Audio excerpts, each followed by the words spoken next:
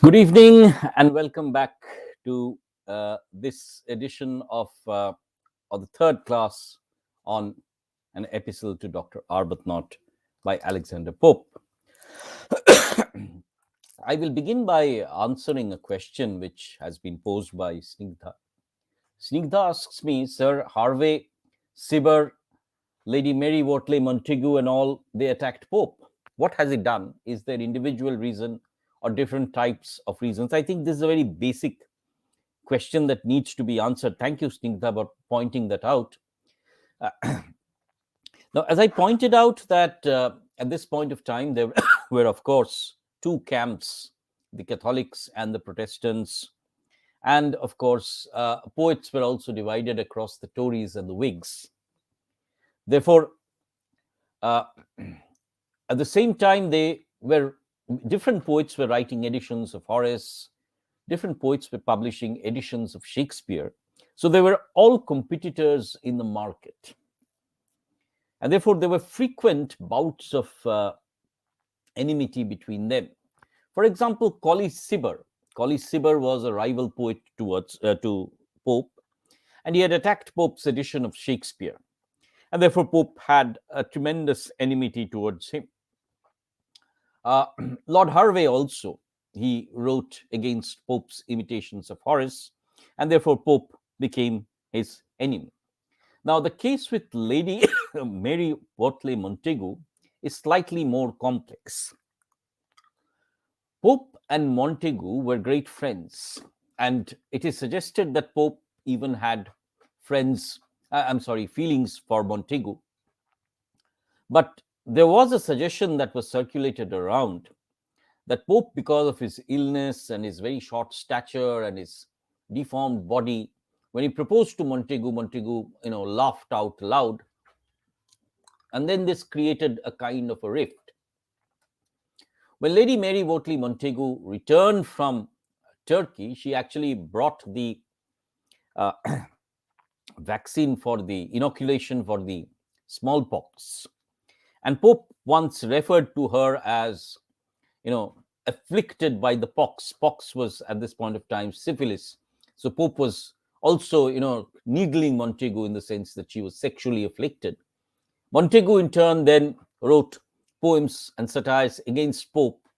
And therefore, what was a very beautiful relationship, bordered on great friendship and great interest, then turned very rapidly sour.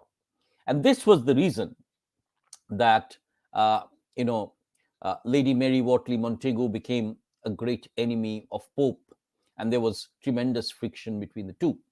So largely, in case of Harvey and Theobald and Cibber, Pope's enmity was largely based on poetic rivalry. In case of Lady Mary Wortley Montagu, it was a more personal reason that went into the making of the satiric picture of Lady Mary Wortley Montagu.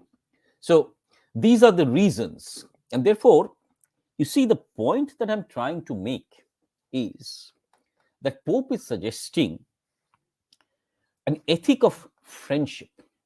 Now, the ethic of friendship that Pope is suggesting is based on mutual goodwill and generosity.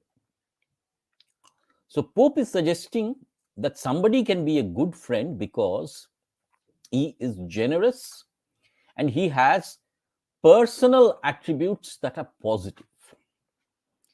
Therefore, friendship is seen as a virtue.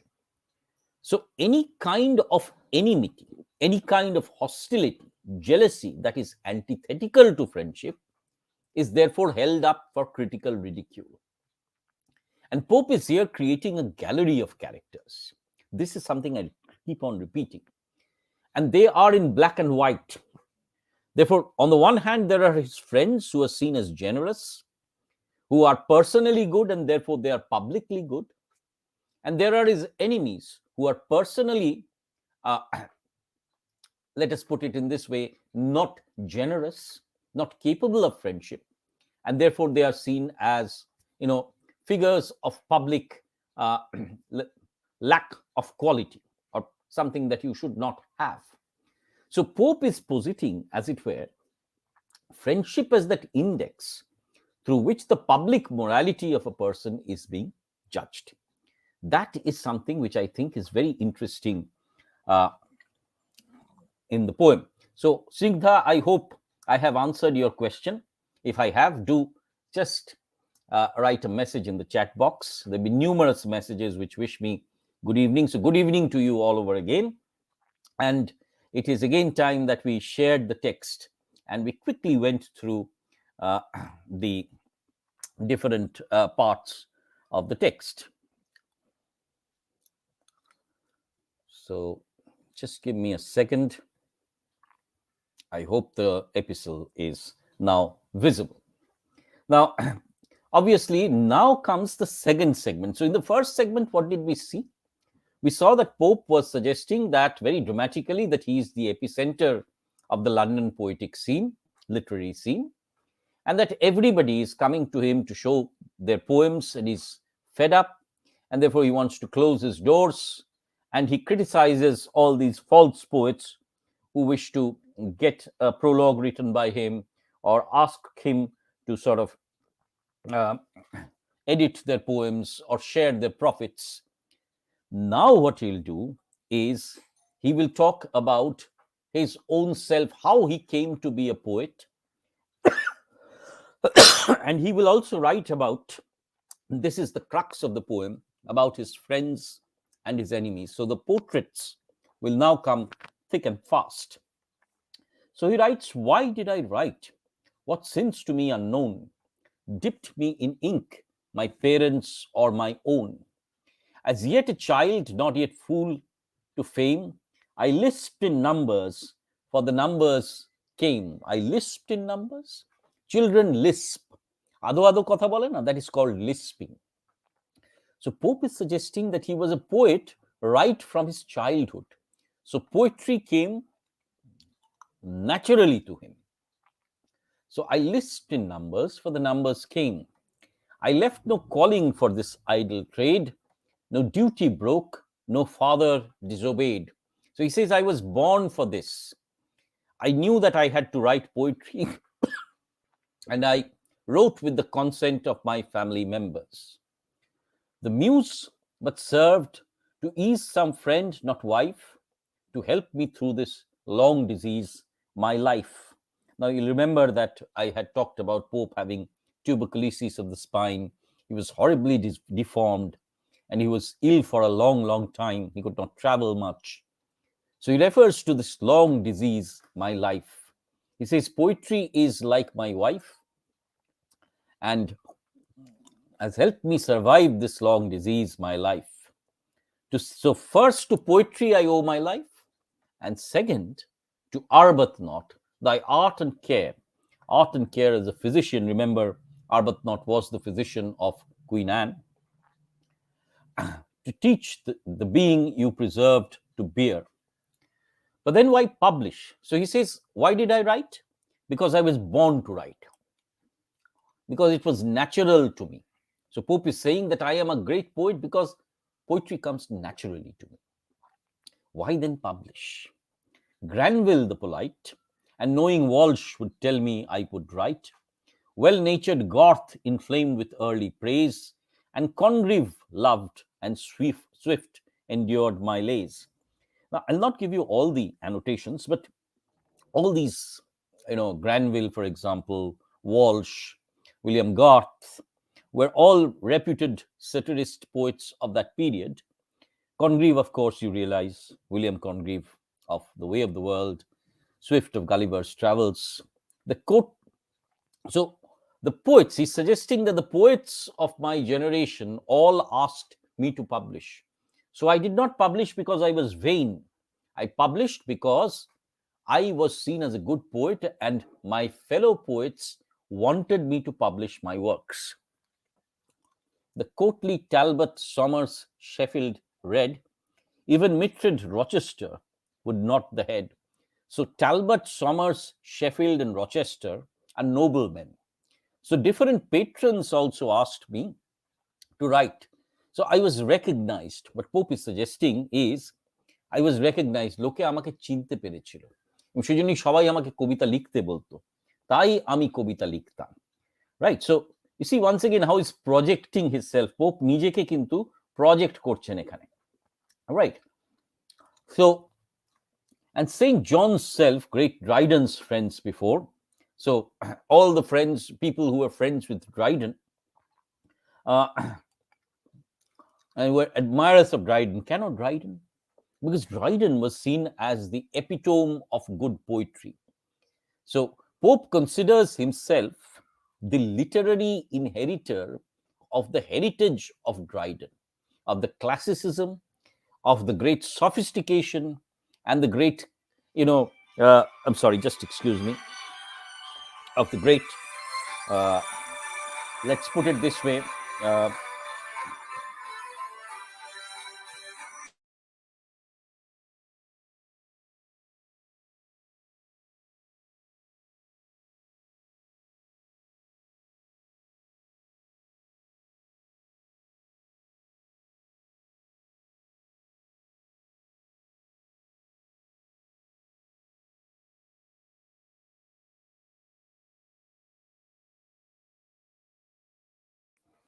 I'm sorry, please excuse me, I was taken up.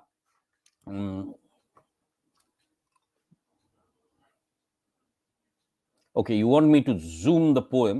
So somebody's just said that I need to zoom the poem. Okay, I will. So let me just try and. Oops.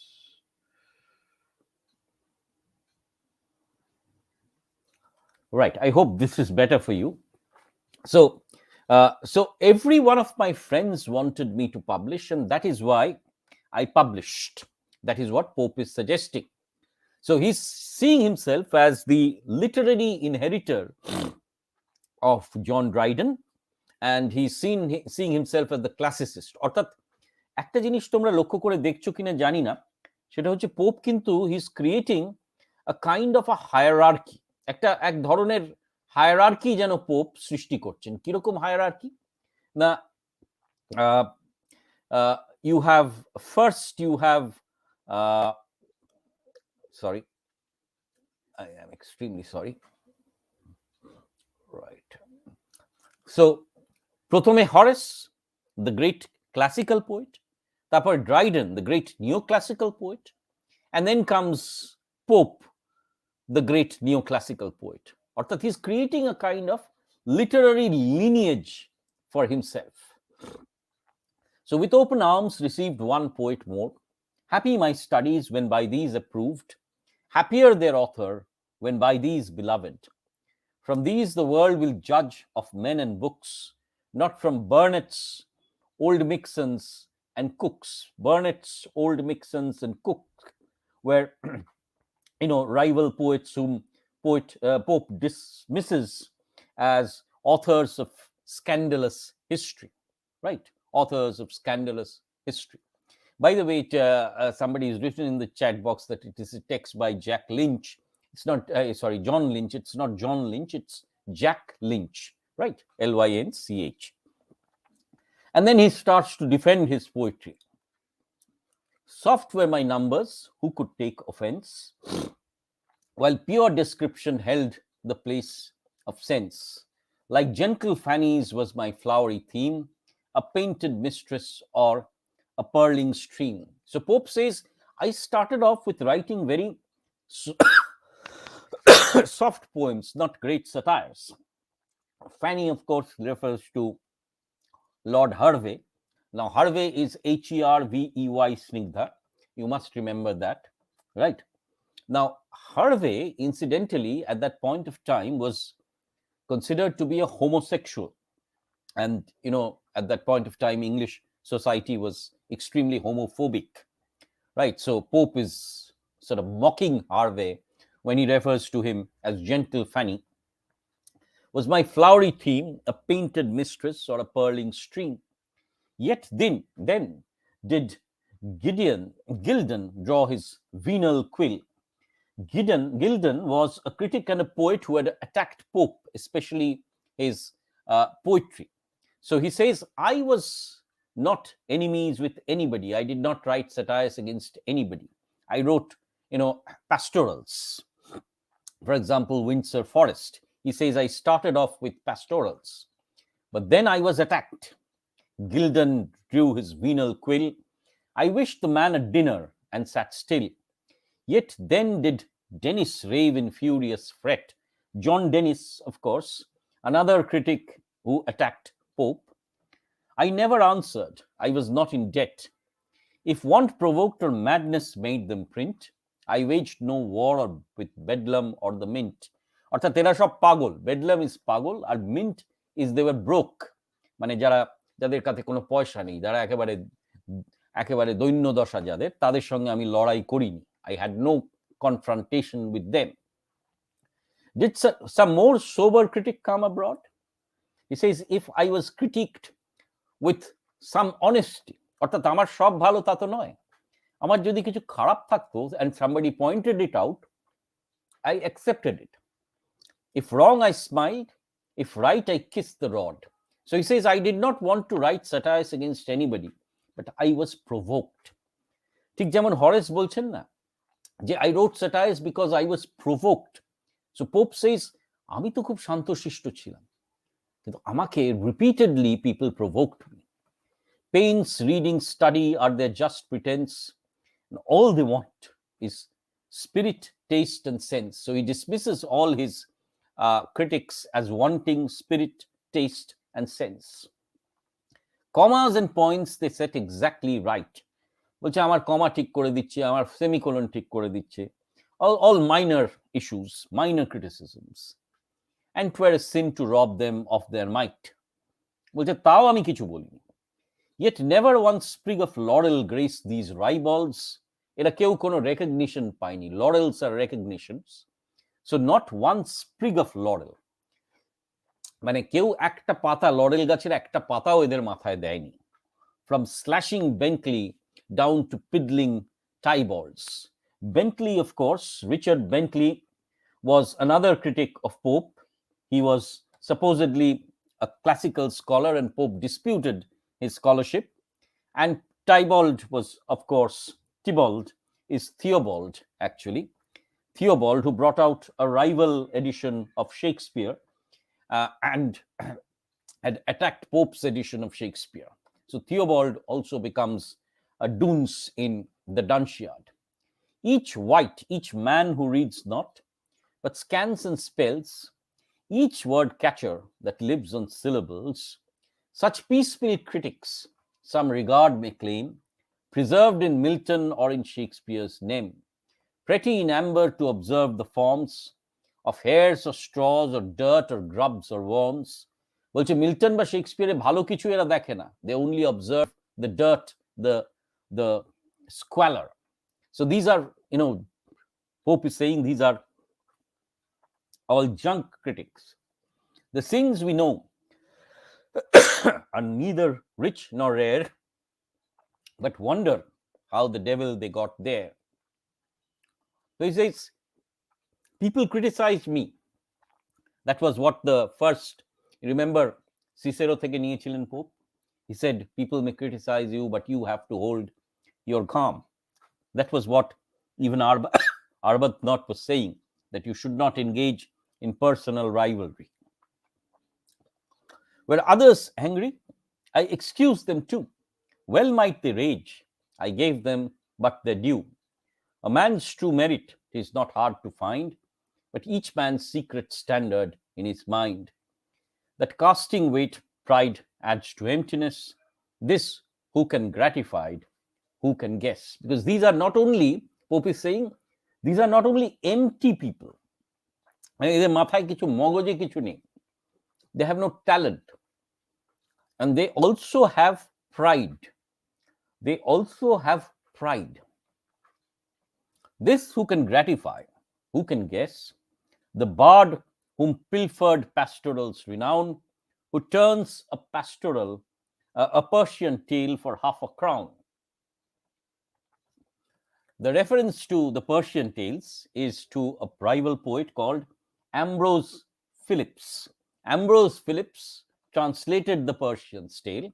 Are half a crown was the fee of a prostitute. So he's saying these are poets who write for money, and therefore they are prostitutes.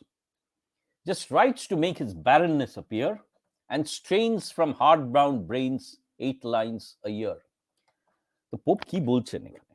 Pope is saying that all my rival poets, what are they like? They are vain, proud, they are empty, they produce very little, and whatever they produce for money. So they are like prostitutes. So he's dismissing his rivals and his rival poets. Aro kharap ache egulo. He who's still wanting, though he lives on theft, steals much, spends little, yet has nothing left.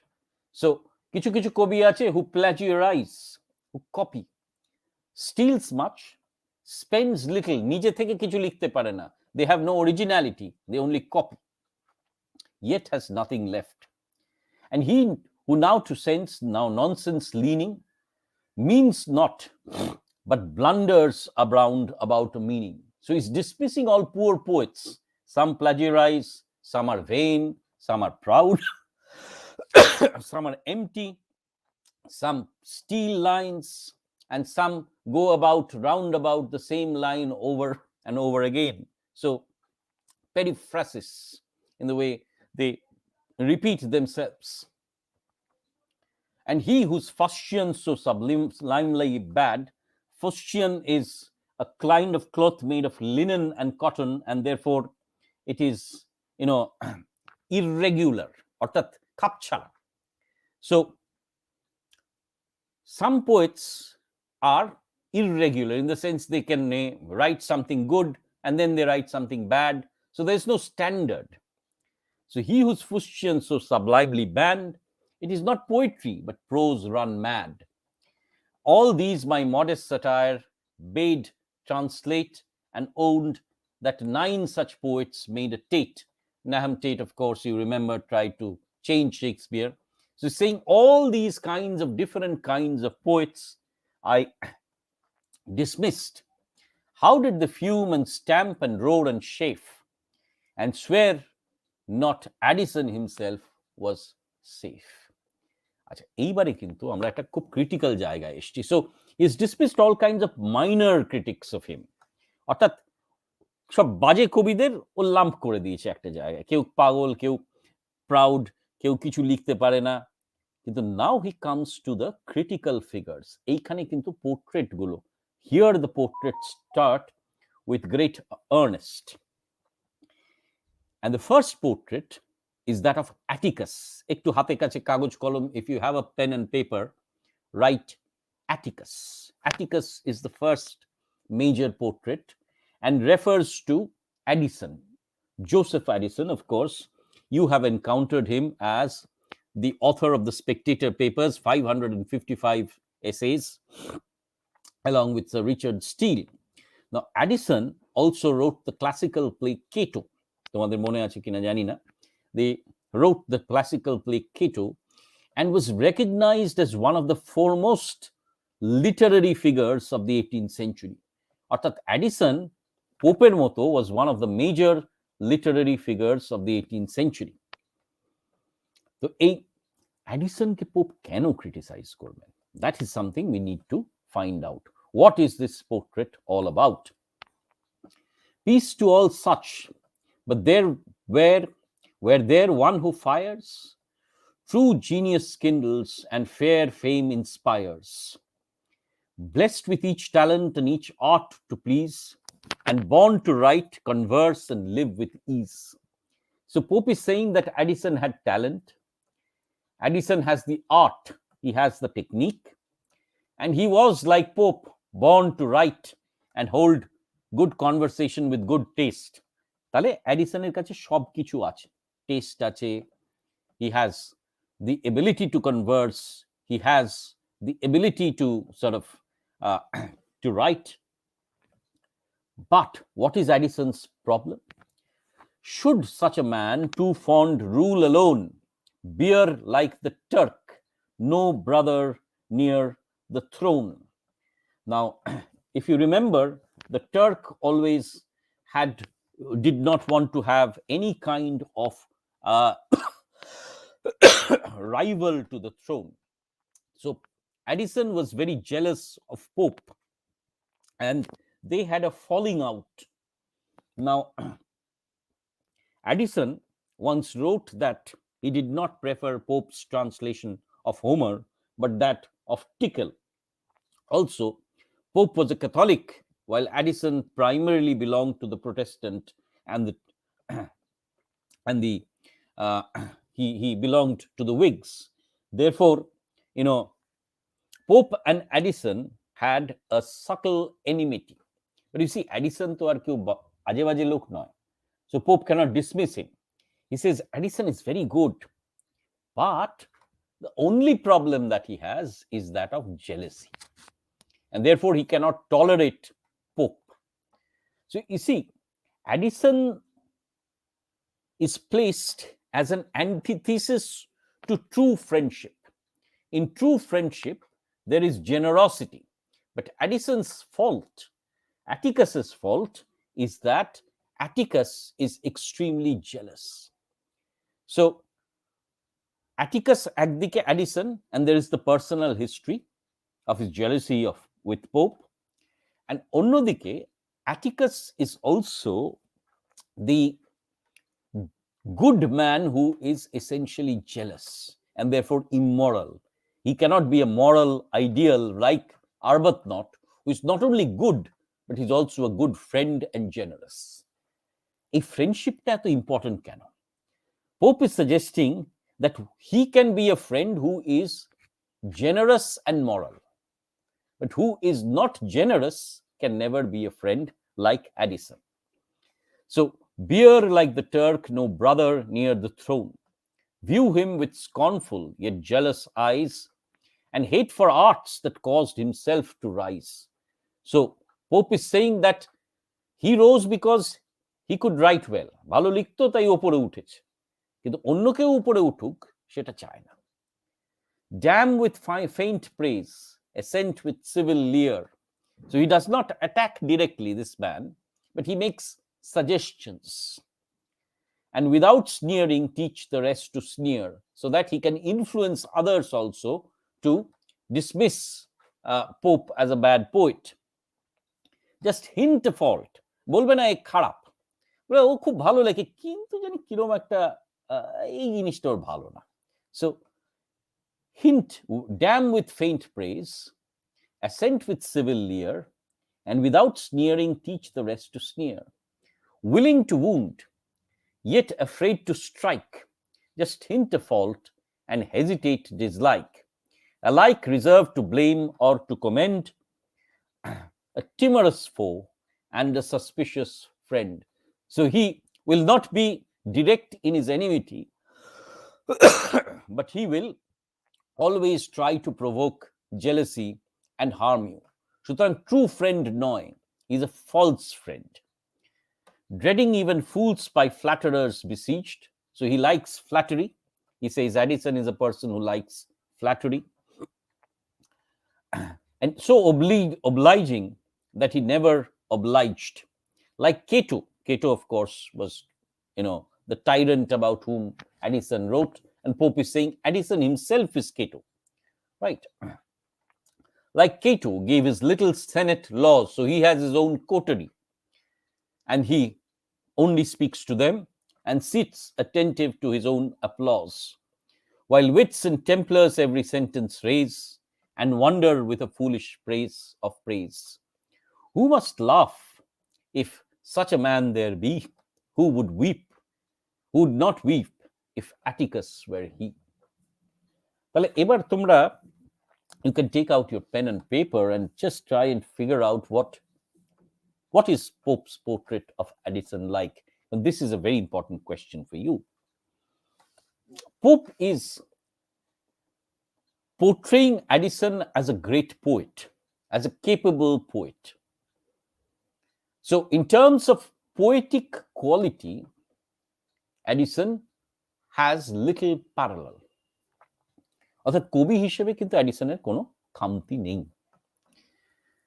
But as a human being, Addison is not Arbuthnot. Addison is the binary. Binary মানে কি? Opposite. 0 আর 1 হচ্ছে binary numbers. As a human being, Addison is jealous, and in his jealousy he always criticizes anybody who is as great as him. মানে ওর মতো বড় কেউ যদি হতে চায়, so he cannot tolerate that individual, right? So jealousy. Atticus is marked by jealousy of his opponents. 1. 2 is that Atticus is marked by flattery. অর্থাৎ Atticus is subject to flattery. He believes all those who flatter him. Thirdly, he is tyrannical in the sense he creates his own coterie, and anybody who does not belong to it is thrown out, right? You will, of course, remember that there are numerous kinds of these kinds of people যারা কোটারি তৈরি করে, যারা নিজেদের লোক ছাড়া কাউকে tolerate করতে পারে না, right? So Pope is here criticizing these kinds of people who form coteries and therefore are jealous of all other people. So Atticus is created as a binary to Arbuthnot, in the sense that he is marked by a sense of not only jealousy but also subject to flattery, whereas Arbuthnot is far more generous, right? Now, he's a false friend. What though my name, and let me move on, what though my name stood rubric on the walls, or plastered posts with claps in capitals. So this refers to the advertisements for Pope's books which were plastered over the walls. মানে তখনকার দিনে তো আর টিভিতে বা ফেসবুকে advertisement হতো না, হ্যান্ডবিলস announce the arrival of Pope's books. Or smoking forth 100 hawkers load, one on wings of winds came flying all abroad. I sought no homage from the race that right. So he says, I did not want praise like Atticus wanted. I was, isolated like Pope, or like Horace. I kept, like Asian monarchs, from their sight. Poems I heeded, now be rhymed so long, no more than thou, great George. Great George here refers to King George II. And, he's now criticizing those poets who rose by writing poems about the king, like Scully Cibber. Cibberer kotha Snigdha bolchilo na. Cibber was a poet who rose to power by writing poems in praise of kings. Pope says, I did not write about power. I did not, pay homage to kings. A birthday song. I never with wits or witlings passed my days to spread about the itch of verse and praise. So he says, I never oiled or buttered or praised somebody for the sake of power, right? So Pope is creating himself as the fearless satirist who will never bow down to any power. Nor like a puppy dragged through the town, daggled is dragged, to fetch and carry sing-song up and down. Nor at rehearsals sweat and mouthed and cried, with handkerchief and orange at my sight, but sick of fops and poetry and prate, to Buffo left the whole Castilian state. Now, Buffo is the Earl of Halifax. Buffo is the Earl of Halifax, who was a false patron of the arts. Orthat, সেই patron who will only praise the poets who praise him. অর্থাৎ এই সময় তো patronage ছিল, poets had to depend on their patrons for money. So there were certain patrons who did not care about the quality of poetry, but only were concerned whether the poet was praising him. So these are proud, noble men, right? Who are marked by proud, as Apollo on his forked hill sat full blown buffo, অর্থাৎ second ক্যারেক্টারটা, second পোর্ট্রেটটা কিন্তু, প্রথম পোর্ট্রেটটা if it was of Atticus, then the second is of Buffo. Buffo is the man who is full of himself, who is extremely proud. Sat full blown Buffo, puffed by every quill, fed with soft dedication all day long. So Buffoর পেট ফুলে গেছে কেন? Because every poet, in order to gain his patronage and his money, is feeding him with dedication, right? All day long, Horace and he went hand in hand in song. So he thought of himself as Horace. His library were busts of poets dead, and a true Pindar stood without a head. Now, very often in these noblemen, they sort of exhibited, sort of sculptures of poets without heads. And Pope is therefore suggesting that they do not understand the intellectual merit of poetry. They are just purely, putting them as showpieces. দেখবে অনেকের বাড়িতে হয়তো রবীন্দ্র রচনাবলী আছে, কিন্তু তারা কোনোদিন Rabindra Rachanabali পড়েইনি, right? So they are just showpieces. They do not understand the cerebral quality of the poetry. So these are, false patrons who do not understand poetry, but who can understand only praise. Received of wits an undistinguished race, who first his judgment asked, and then a place. So all these noblemen, they came to him and asked him for, ranks, and the poets came to him and asked for money. Much they extolled his pictures, much his seat, and flattered every day, and some days eat. So they all sponged of him. They all wanted his money rather, and praised him rather than his quality. Till grown more frugal in his riper days, he paid some bards with port and some with praise. To some a dry rehearsal was assigned, and others harder still he paid in kind. So he only, he sort of paid the largest to poets who only praised him. কিন্তু কে ওর কাছে আসেনি? Dryden alone, what wonder came not nigh, Dryden alone escaped his judging eye. So the true poet, Dryden here is the true poet who never came close to Buffo. He helped, but still the great have kindness in reserve.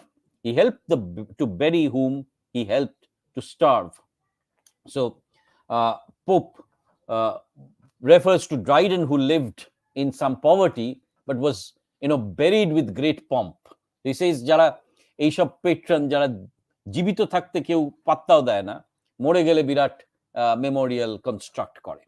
So Buffo, এটা লিখে রেখো, is the portrait of the false patron who only seeks praise for himself, and therefore again is a symbol of pride, right?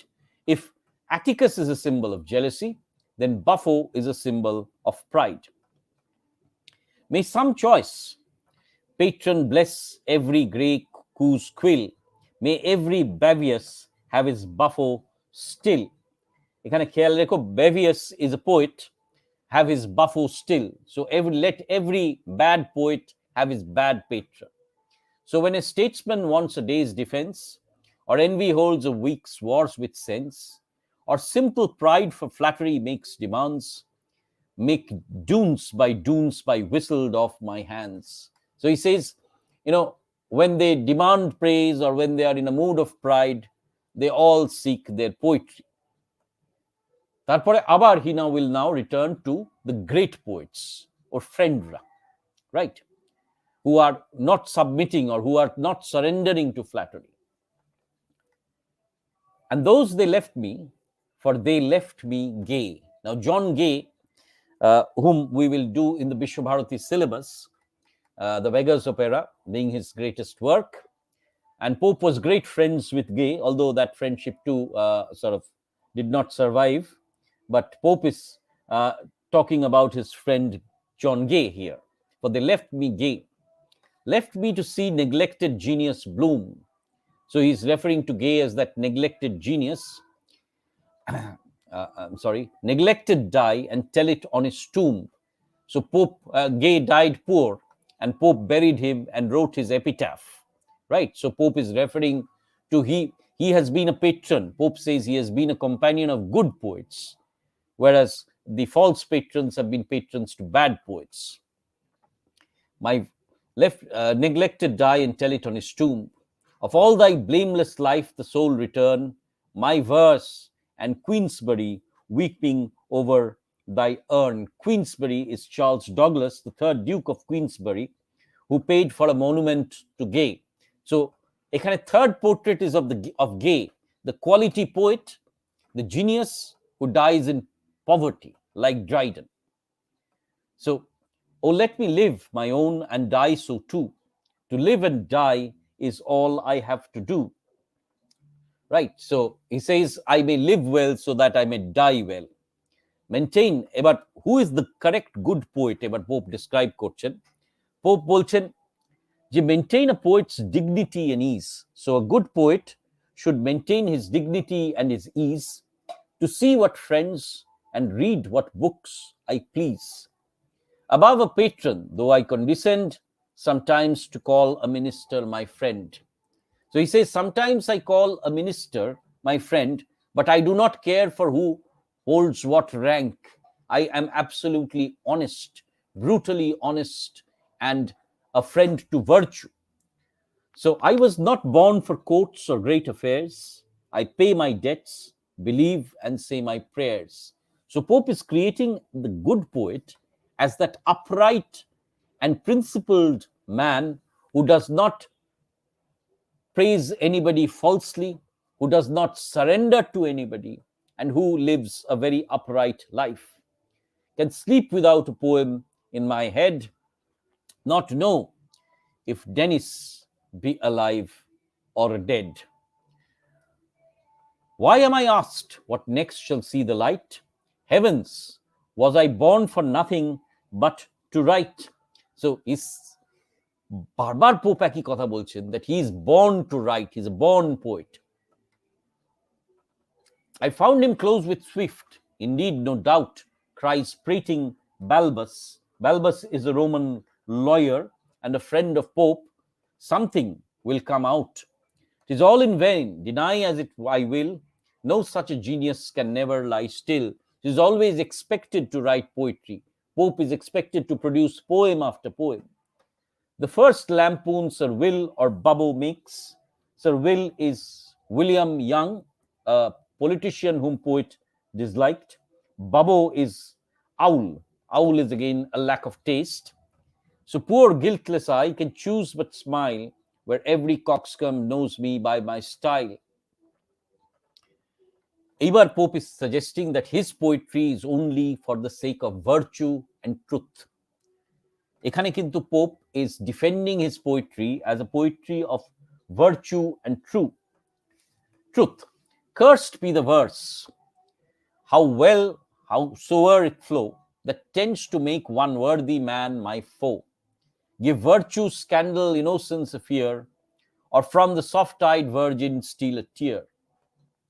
But he who hurts harmless neighbor's peace, insults fallen worth or beauty in distress, who loves a lie, lame slander helps about, who writes a libel or who copies out, that fop whose pride affects a patron's name, yet absent wounds an author's honest fame, who can your merit selfishly approve and show the sense of it without the love? Who has the vanity to call you a friend, yet wants the honor injured to defend? Who tells whatever you think, whatever you say, and if he lie not, must at least betray? Who to the din and silver bell can swear, and see at cannons what never was there? Cannons is the estate of the Lord of Chandos. So he's suggesting that, Pope can never, or he himself can never write poetry in bad taste.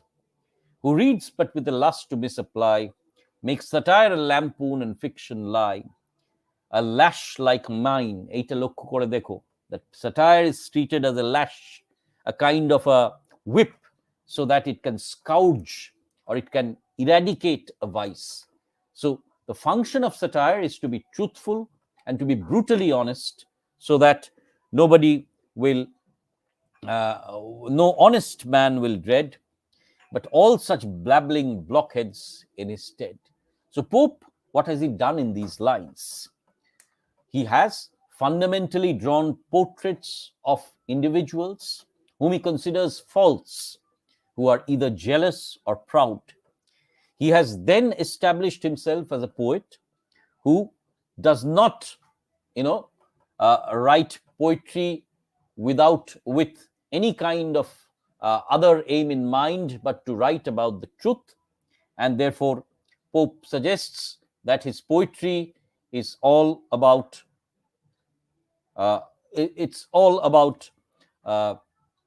honesty, truth, and he does not care about power at all. So Pope is holding himself up as the descendant of both Horace and Dryden, fearless poets who wrote without any concern, for either pride or jealousy. His sole intention was to correct society and to see to it that vice was attacked rather than any personal enmity. Right. Anyways, so that is till line 304-5. In the next class, which is once again tomorrow at 7 o'clock, we will, look at the last few lines of the poem, and I'll read with you and annotate the last few lines of the text, so that by tomorrow then we will have finished the classes, and we'll devote one class to the answering of various questions. Right. So that is that for today. For Vishwabharati students, please remember that tomorrow we will be watching on Google Meet a special class in the morning at around 11 o'clock. I'll let you know. We'll be watching Tom Jones together, the film, and we will be discussing the text and the plot. Right. Tomorrow at 7 o'clock, once again, we have the Arbuthnot session, where we will conclude the annotations of the poem. Thank you for joining in, and good night to all of you. If you have your questions, please, like Snigdha, thank you for pointing out these questions to me. If any of you have questions, please write it in the chat box before the class starts, and I'll try my level best to answer your queries. Thank you again, and good night for today.